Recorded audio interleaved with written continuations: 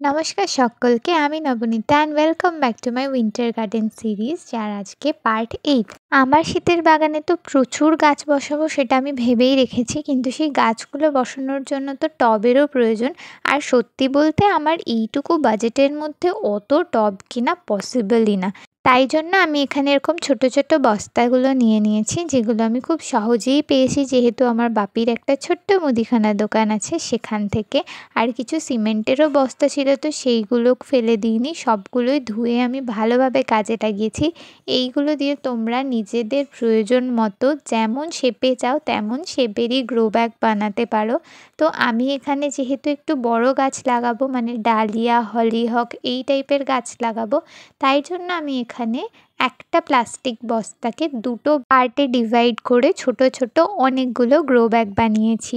মোটামুটি ওই 5টা বস্তা থেকে আমি টোটাল 10টা গ্রো ব্যাগ বানিয়েছি। আরও ছোট বড় অনেকগুলো গ্রো ব্যাগ বাড়িতেই বানিয়ে নিয়েছি। মোটামুটি 2টো সিজন তো এই গ্রো ব্যাগগুলো ভালো মতোই চলে যাবে। আর এই উইন্টার সিজনের গাছের জন্য গ্রো ব্যাগই সবথেকে বেস্ট আমার মনে হয়। যারা মাটির টব কিনতে পারবে তাদের তো কোনো কথাই হয় না, কিন্তু যারা আমার মতো এত বাজেট ইনভেস্ট করতে পারবে না বাগানের জন্য, তারা কিন্তু এই ট্রিকটা অবশ্যই ফলো করতে পারো। আশা করি তোমাদেরও কিছুটা হেল্প হবে। এর মধ্যে মোটামুটি ওই ডালিয়া, কসমস, সানফ্লাওয়ার এই টাইপের গাছগুলো ভালো মতোই হয়ে যাবে। তো চলো, আজকের মতো টাটা। খুব তাড়াতাড়ি নেক্সট পার্টে দেখা হচ্ছে।